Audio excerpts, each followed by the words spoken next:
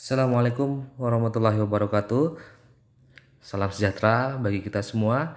Hari ini saya akan memberikan pengalaman saya menggunakan aplikasi Bibit ini. Ya, jadi aplikasi Bibit ini adalah aplikasi penyedia reksadana ya untuk membantu investor pemula.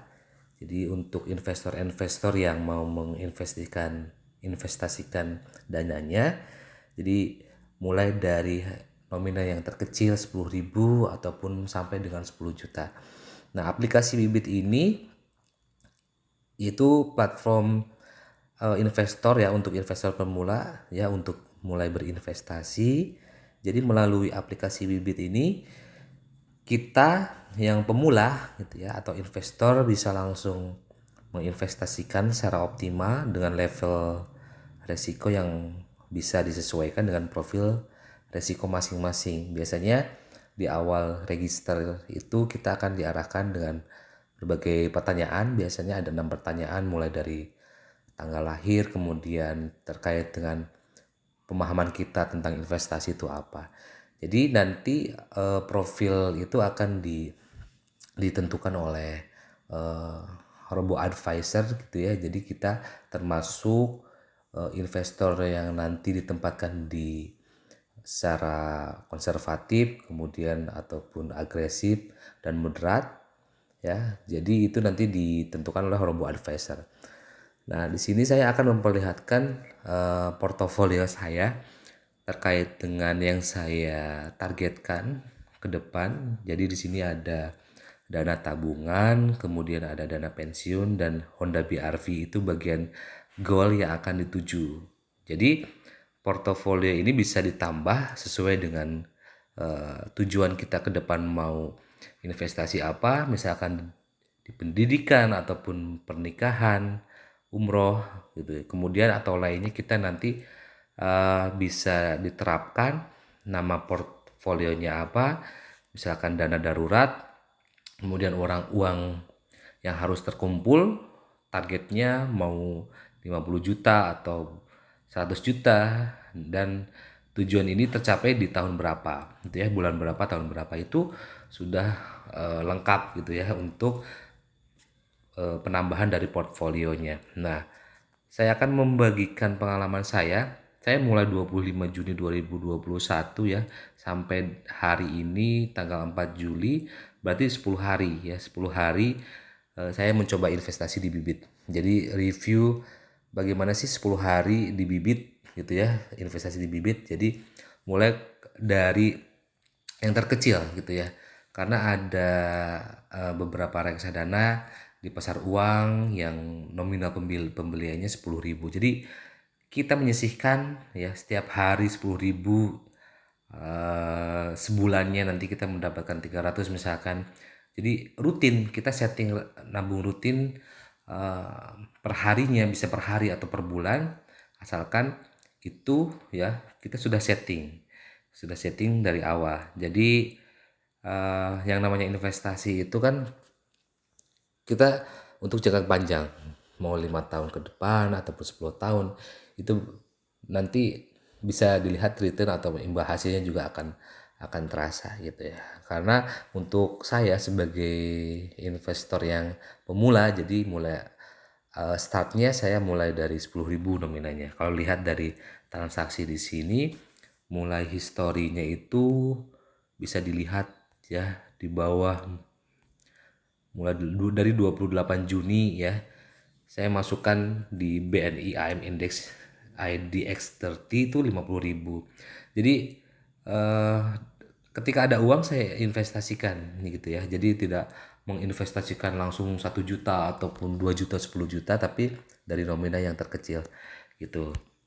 Kemudian kita lihat di dana tabungan itu saya menggunakan di pasar uang itu adalah Sukor Invest Money Market Fund ya. Kemudian ada 3 reksadana pasar uang yang saya ambil. Ini ada Manulife Dana Kas 2 kelas A, kemudian Sukor Invest Syariah Money Market Fund. Kenapa saya mengambil Sukor Invest? Keluarga Sukor Invest ya, ada 2 di sini, Money Market Fund sama Syariah Money Market Fund. Karena kalau dilihat dari 1 tahun terakhir itu memang selalu ada kenaikan, dan drawdown 1 tahun ke belakang juga selalu ada peningkatan. Jadi saya menggunakan Sukor Invest ini memang selalu ada kenaikan tiap tahunnya. Kemudian Sukor Invest Syariah Money Market juga kalau dilihat secara grafiknya itu stabil gitu. Walaupun kita lihat di sini per tanggal 21 Desember tahun 2020 ada penurunan, sedikit penurunan, tapi langsung gitu ya, langsung tidak lama kemudian dia tanggal 18 Desember itu 4 Januarinya, bulan Januarinya aja sudah meningkat. Jadi saya mengambil reksadana di pasar uang di keluarga Sukor Invest Syariah Money Market Fund ini memang returnnya cukup gitu ya, cukup stabil, walaupun memang di pasar uang tidak mengalami return yang tinggi seperti reksadana saham. Tetapi ini kan namanya investasi jangka panjang, bisa 5 tahun ataupun 10 tahun, keuntungannya bisa lebih gitu ya, bisa lebih mencapai, kalau kita rutin nabung per hari ataupun per bulan, nanti imbal hasilnya juga akan sudah pasti itu ya, sudah pasti akan ada kenaikan, bisa sampai 2-3% itu bisa saja terjadi, karena melihat dari kondisi perekonomian hari ini memang Indonesia sedang mengalami penurunan karena kan COVID-19, dan per tanggal 4 Juli sekarang ya, kita di Indonesia diberlakukan kembali PPKM ya, dari Jawa sampai Bali. Itu bagian daripada eh, kalau dilihat penurunan pasar uang, kemudian obligasi dan saham, memang pasti akan mengalami penurunan gitu. Kemudian kalau kita lihat di Manulife Dana Kas kelas 2 ya, kelas A juga selalu ada penaikan.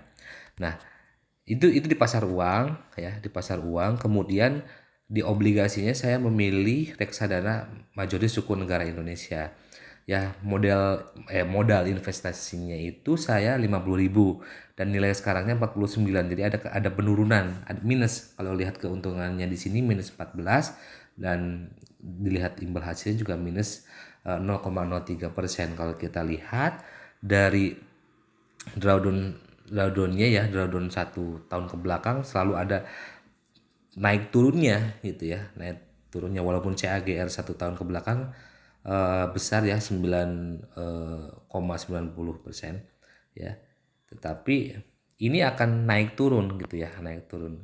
Dividen kalau kita misalkan jual juga belum tentu nanti pasti ada kerugian kalau kita jual misalkan reksadana obligasi. Oleh karena itu saya tetap konsisten menggunakan majoris suku negara, karena sebulan ya ataupun 2 bulan ke depan pasti ada kenaikan walaupun tidak signifikan.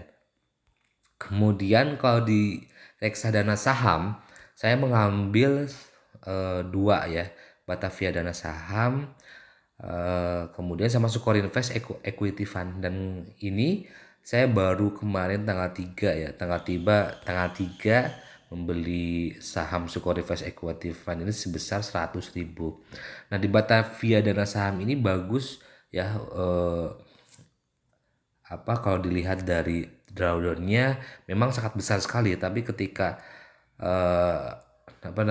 CAGR 1 tahun ke belakangnya itu memang plus 12,95, jadi selalu ada penaikan. Jadi kalau ketika harganya turun itu akan sangat drop sekali, kemudian ketika ada kenaikan, yang namanya saham pasti returnnya, keuntungannya akan tinggi, tapi tingkat resikonya juga akan tinggi.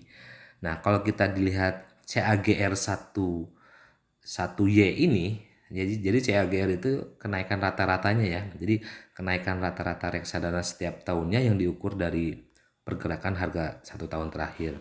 Kemudian drawdownnya di sini minus 13,27. Jadi drawdown itu adalah penurunan terbesarnya yang pernah terjadi pada reksadana Batavia Dana Saham ini selama 1 bulan terakhir. Jadi semakin kecil drawdownnya, jadi harga reksadana itu semakin stabil.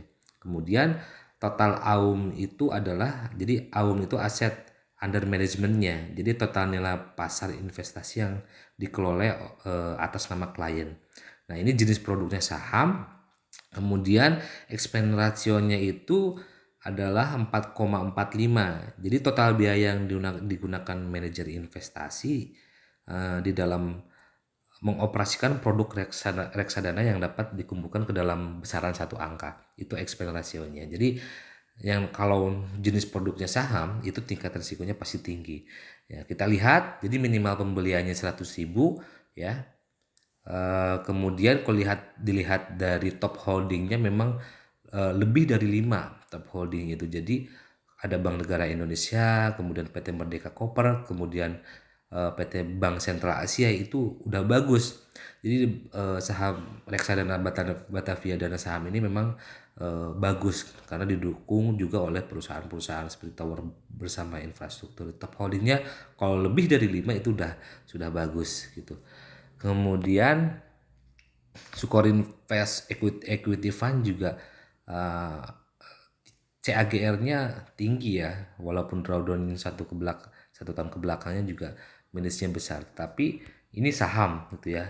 Kalau kita berani menginvestasikan di saham, ya kita harus terima resiko. Resikonya juga akan tinggi, profitnya akan tinggi dan tingkat resikonya juga tinggi. Jadi kita harus melihat ketika kita mau beli reksadana saham, kita harus melihat indeks harga saham gabungannya apakah ada hari ini naik ataupun besok akan turun. Jadi kita harus menganalisa tersebut. Kemudian itu di dana tabungan ya. Kemudian di dana pensiun. Jadi di dana pensiun ini sudah di set alokasinya oleh robo advisor ya. Jadi di pasar uang dialokasikan 8%, kemudian di obligasi dialokasikan 52% dan di saham 40%. Jadi ini sudah ditentukan oleh robo advisor. Jadi ketika kita tidak sesuai profil kita yang ditentukan oleh robo advisor, kita bisa klik di sini, diubah di sini. Jadi portofolionya ini saya masuk ke dalam portofolio moderat ya. Kalau portofolio agresif itu kita main di saham, persenannya lebih besar ya. Tapi saya memilih moderat itu untuk jangka 5 ataupun 10 tahun ke depan. Nah kemudian ada misalkan Honda BRV, ini tujuan goal ke depan saja, ini mencontohkan saja. Jadi untuk saham saya menggunakan trim syariah saham. Jadi seperti itu yang bisa saya sampaikan, mudah-mudahan bermanfaat untuk review 10 hari ini ya. Terima kasih dan salam sejahtera, salam sehat semua.